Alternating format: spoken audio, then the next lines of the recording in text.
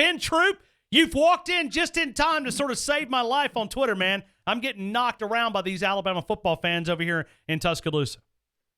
So they mad at you for the fact that you're trying to bail to what, because they don't like is it because they love football and hate basketball? Like No. In other words, they're not sacrificing anything for football. I asked them if they would sacrifice going 9-3. 9-3 is not a bad year in most places. It's not. No SEC title, no national championship, but Alabama basketball's never been past the Elite Eight. We've never been to a Final Four. If it meant the basketball team went to the Final Four, and I'm getting heck no's and blank you. I mean, you got to remember, we're talking to the most passionate football fans in the country right here, and they're not trading nothing for basketball, and I'm realizing that on Twitter, but it's a fun conversation. So it is a fun conversation. Don't even matter if Avery Johnson is your head coach. I could care less about him being from the NBA and the Spurs and being a champion. Anything that has to sacrifice Alabama Crimson Tide football, I don't want to hear it. I don't care. Think about the guy who's having a baby and the Crimson Tide is playing. He got a decision to make. So, yeah, I understand. Listen, I like basketball too, but anything that has there was witches till you said sacrifice. And a 9-3 season is a good season unless you play for the Crimson Tide. So, right. It's a lot going on in that thing. All right, so I'm going to get your thoughts on a lot of different stuff. You're a former All-American. You played in the pros for a number of years. I want to go back and ask you about the NFL Combine. How stressful can that be for a player? It's about as stressful as it gets because you really don't know what to expect. Everything, you're really trying to make sure you make the best impression possible, but then you don't even know if you're doing good with that, from the questions to the weigh-ins to the running to the lifting. It's just a lot crammed into 3 days. And the thing about it is you really got to hope that you're making your best foot, putting your best foot forward, but until, and this is way before Twitter and all this other stuff, what these young men have to go through now, I couldn't even imagine, but it's about the most nerve-wracking, job interview you're ever going to have, and you really don't know how good of an impression you made, even if you think you did well. Can you share the crazy question that you can remember them asking you about them? Because I hear they're like off the wall, and they're just looking for a reaction. What kind of reaction you're going to give? What was the craziest question you were asked? The craziest question I got. Or just something off the wall. Real similar to your question, your Twitter question. Would you rather be on the Super Bowl team that lost, or would you rather, be an all-pro? And you like, it's like, well, and you like, well, I'd rather be on the Super Bowl team that lost because at least you got Super Bowl experience. They say, oh, so what? You don't want to have the best season you possibly can as a pro? And then you get frustrated. You forget where you at sometimes because you go, listen, if you're going to question, every answer that I give you, I'm not going to say anything else. Because it's crazy, man. It's almost like they want to see how you tick. Like they want to see whatever they can say to kind of get under you. Mike Tice, who was the head coach at Minnesota back in the day, he kept asking me what my weaknesses is. And I kept saying, well, I don't think I got no weaknesses. He said, well, do you think you need to pass block better or run block better? I said, I think I got an all-around game, coach. And he was getting mad because I'm not going to tell you I got a weakness, man. You better figure it out on your own. So now, does your agent or maybe the University of Florida, do they prepare you for these things that they're going to ask? Do they go through a little simulation to sort of get you ready for some of the questions and some of the things that you're going to be asked about in Indiana? Yes, I actually went to with Tom Shaw, who's actually in Orlando now. He was in New Orleans at the time. I actually worked out with him, and they had some real good interview guys come in and really, because that's the big thing, you're interviewing because they knowing that you're gonna get asked all these ridiculous questions. And the thing about it was, the one thing they kept telling me was, Ben, don't admit to any weaknesses. And that's the one out of everything they talked about. That's the one thing that stuck in my head. But I just remember, I'm a 21-year-old hoping to get drafted, and all you want to know about is what I don't do well at. I don't want to talk about it. I want to focus on my strengths, but it's the crazy thing you get is when you walk into the room that's dark and you got to weigh in, they say strip down to nothing but your boxer briefs. So you got 25 tight ends sitting there with nothing but boxer briefs on, and they telling you, hey, they telling you turn around and stick your arms out and turn to the left, and you can only hear voices, you can't see any faces. When I look back at the NFL Combine, just a few days ago, Reuben Foster got sent home, and I don't know if you've heard the story. He waited 3.5 hours for a medical physical, and he got up and questioned the person like 8 to 10 times and said, hey, am I in the right place? Then he lost his cool a little bit. It wasn't anything physical. It was more of a verbal. He got sent home. But just listening to you and listening to these other players talk about it, I think 3.5 hour wait time, I'd probably did more than what Reuben Foster did in Indiana. Yeah, and the thing about it is it's almost like, okay, so Reuben Foster acting the way that anybody would act. He just happened to be at the combine. If I got to go see a physical for a regular job and I got to wait 3.5 hours, I'm going to be – I could have been doing something a lot more constructive with my time, and it makes it seem like he did something outrageous as, you know, oh, he got sent home. Listen, Reuben Foster is an incredible player. He's still going to be a first-round draft pick. I can appreciate what Nick Saban came out and said about him. You're looking for a team player, you got him, but you're looking for a guy that's going to just sit back and take it. No, that's not, you know, so I can appreciate that, but nobody wants to wait for 3.5 hours for nothing. And the fact that you guys know that I'm here for a physical and I'm still waiting for 3.5 hours, hey, man, they get what they get. I mean, I don't think they should have sent him home. He must have really went crazy, but I mean, it happens, I guess. But let me ask you this. Nick Saban, when he came out and defended his players, stood out there and right in front of the media, probably 40, 50 members of the media, and took up and had the players back, how does that make you feel as a player?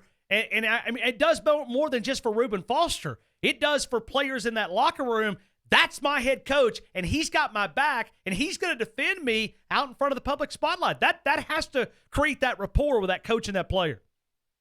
Most definitely. I mean, it shows that what you've done for this coach the last 3 or 4 years resonates with him, and he's going to go to bat for you because he understands. And listen, it's my job to defend my players, and as long as he played under me, I'm going to defend him.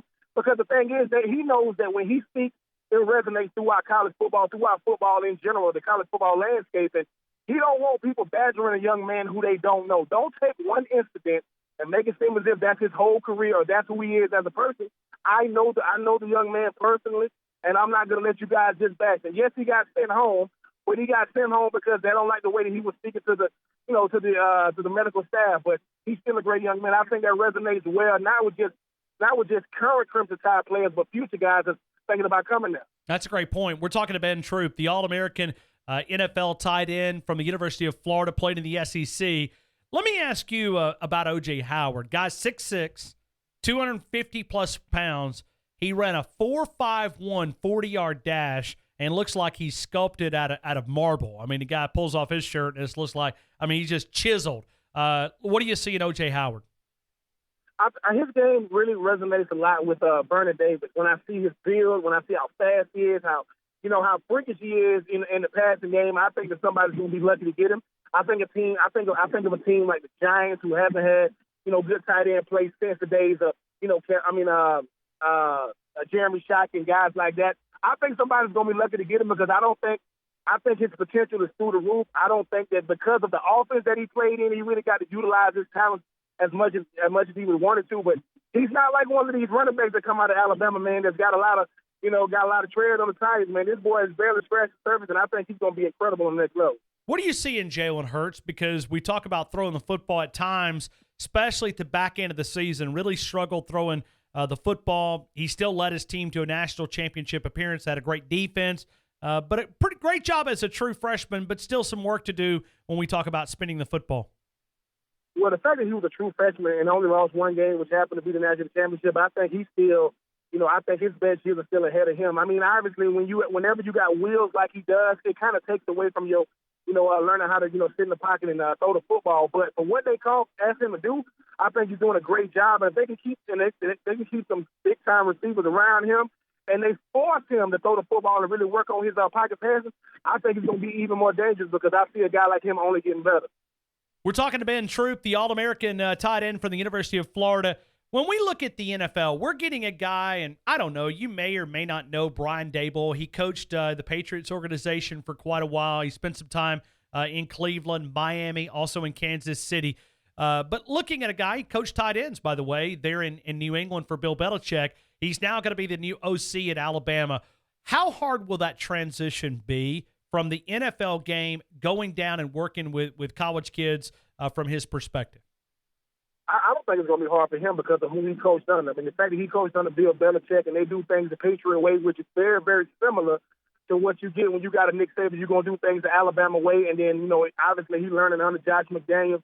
I think he's going to do fine. I mean, think about it. When you think about Alabama, they're going to run the football getting off the bus, and they're going to have, quality guys in the in the receiver position, the tight end position that you can get the ball to. So I think the transition for him, because of who he was coaching under, I think he'll be fine. I think he's going to be very thick-skinned, be able to deal with coaching under Nick Saban. And I think the fact that he's coming from the New England Patriots, coming from the NFL, I think the transition will be pretty smooth for him.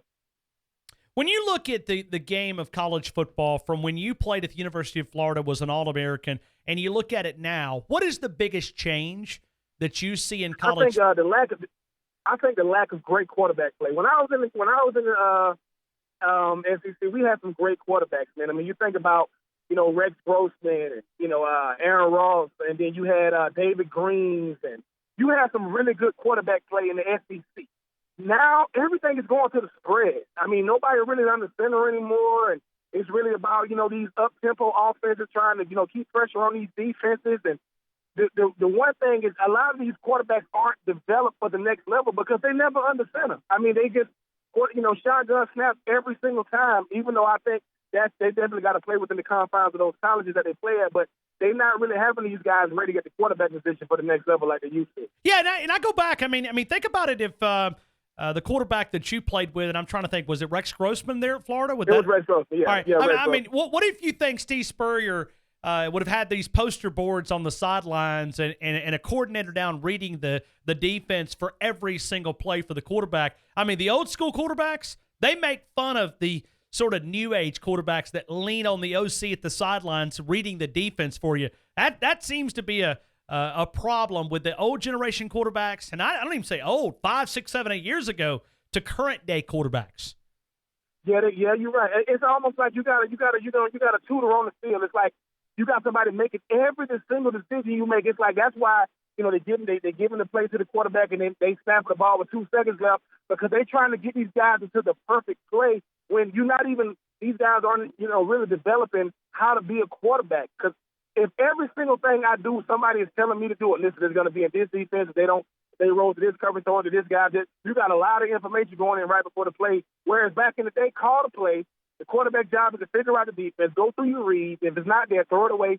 These guys now, every single thing they do, it's like they're being hampered by the fact that they got so much information. And you see on the next level, when you really got to know what you're doing, they struggle a lot.